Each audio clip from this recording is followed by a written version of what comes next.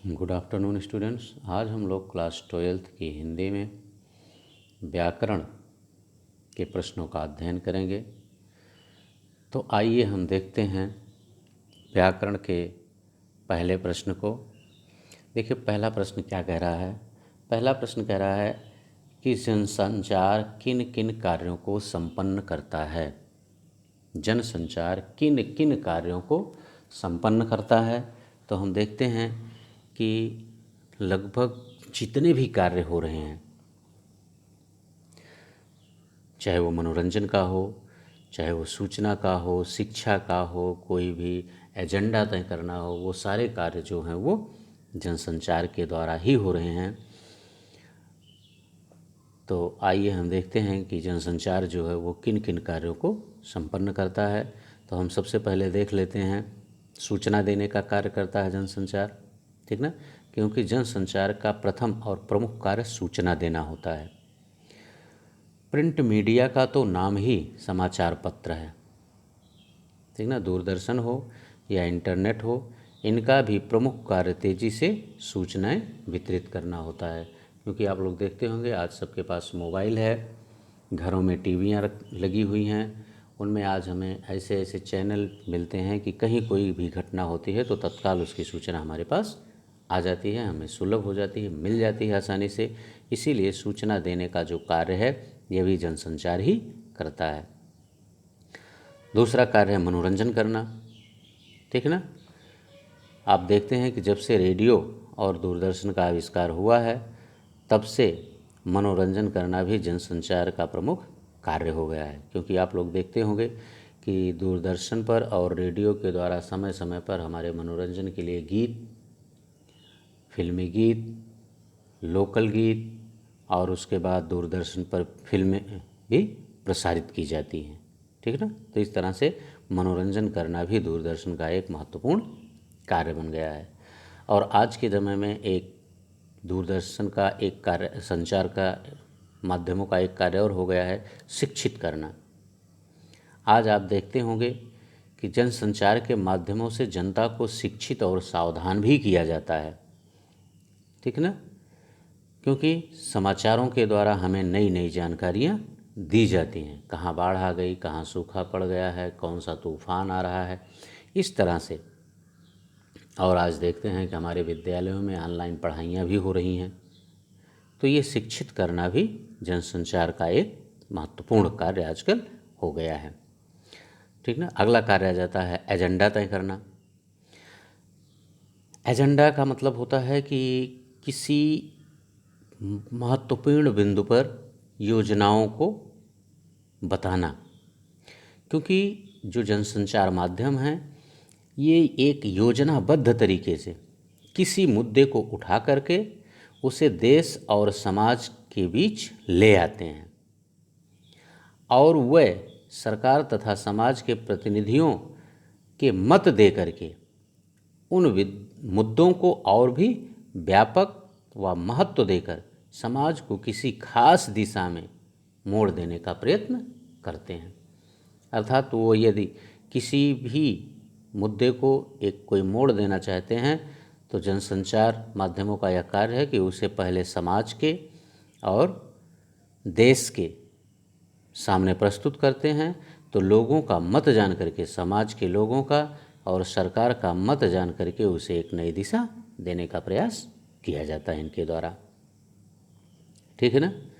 और विचार विमर्श करना भी इनका एक महत्वपूर्ण कार्य है जनसंचार का।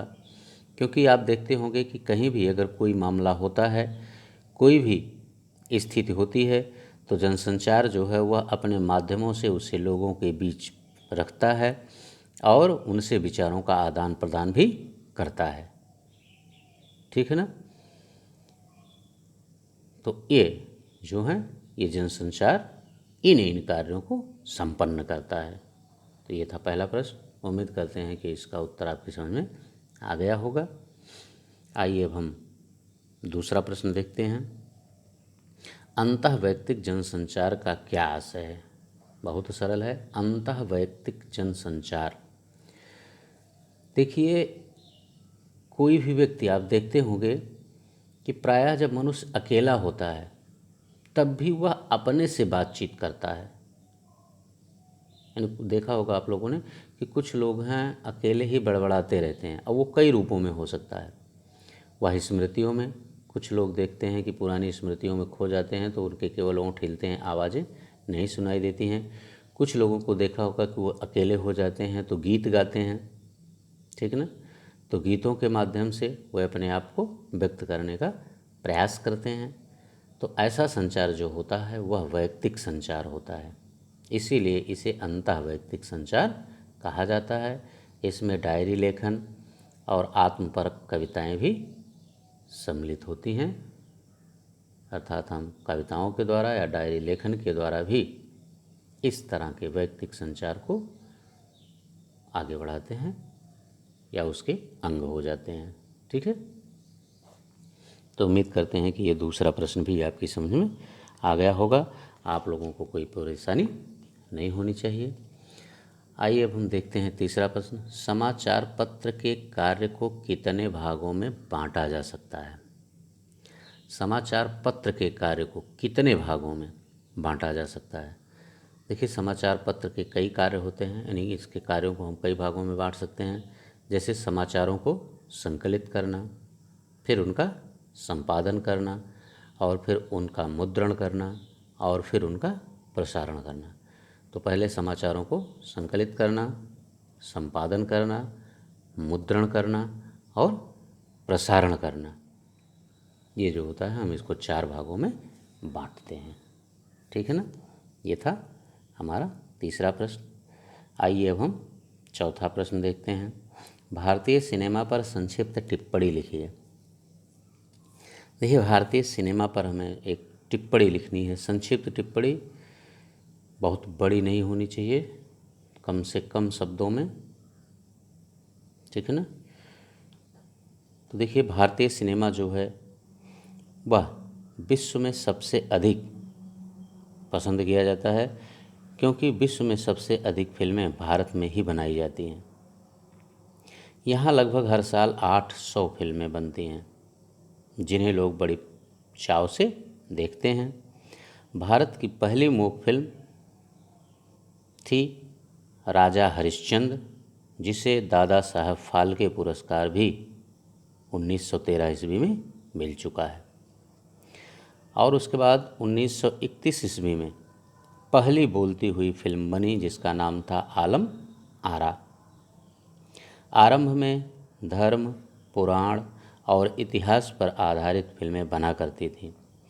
फिर सामाजिक यथार्थ का जमाना आया, प्रेम तथा फंतासी का युग आया, और इस तरह से धीरे धीरे व्यावसायिक फार्मूला की फिल्में बनने लगीं। कला फिल्में हाशिए पर चली गईं, यानी जो कलात्मक फिल्में थीं, जो हमारे इतिहास, पुराण आदि पर आधारित थी, उनको लोगों ने एक किनारे कर दिया और व्यावसायिकता की तरफ पढ़ करके व्यावसायिक फिल्में बनाने लगे।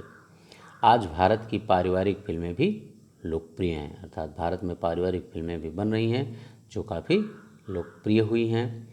और अगर हम इस तरह से देखते हैं कि जो भारत के कुछ प्रसिद्ध फिल्म निर्माता हैं, जैसे पृथ्वीराज कपूर हैं, सत्यजीत राय हैं, मृणाल सेन हैं, गोविंद निहलानी हैं, ये भारत के प्रसिद्ध फिल्म निर्माता हैं।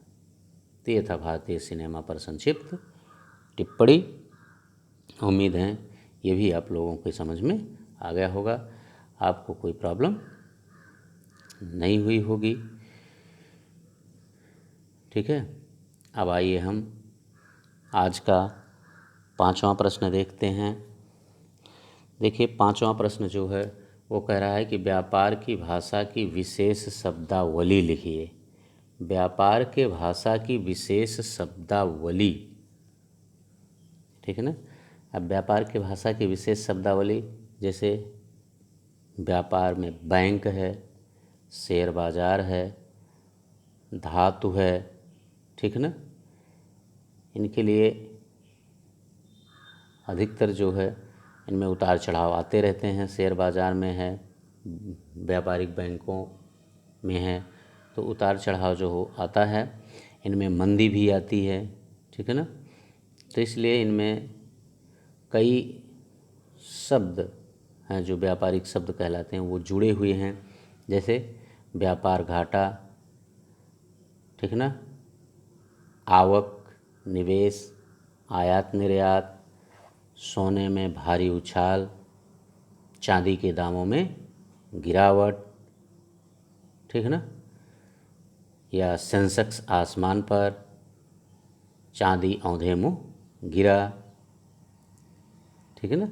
इस तरह के जो शब्द हैं ये व्यापारिक शब्दावलियाँ हैं, व्यापारिक भाषा के शब्द हैं, ठीक है ना। तो उम्मीद करते हैं कि इस 5वें प्रश्न का उत्तर भी आपकी समझ में आ गया होगा, आपको कोई प्रॉब्लम नहीं हुई होगी। आइए अब हम इस पार्ट का अंतिम और ये 6वां प्रश्न देखते हैं आज का। संपादक संपादन कार्य में क्या क्या करते हैं? संपादक जो है वह संपादन कार्य में क्या क्या कार्य करता है? देखिए, संपादक जो होता है वह रिपोर्टरों द्वारा जो लिखित सामग्री उसे मिलती है वह उसकी अशुद्धियों को दूर करता है और उनकी अशुद्धियों को दूर करके उन्हें प्रस्तुत करने के योग्य बनाता है और सभी रिपोर्टों में से महत्वपूर्ण बातों को वह चिन्हित करता है या उन्हें आगे ले आता है और महत्वहीन बातें, जो कम महत्व की बातें होती हैं, उन्हें वो छोड़ देता है और गौण सूचनाओं को हम बाद में छापते हैं, ठीक है ना।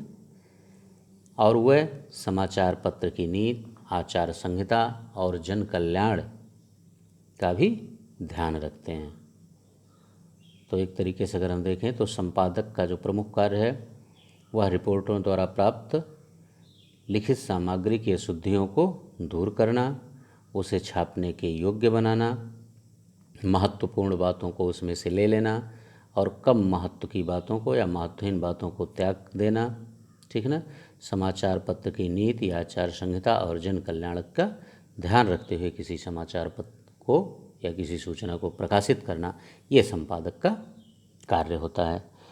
तो उम्मीद करते हैं कि ये 6 प्रश्न भी आपकी समझ में आ गए होंगे।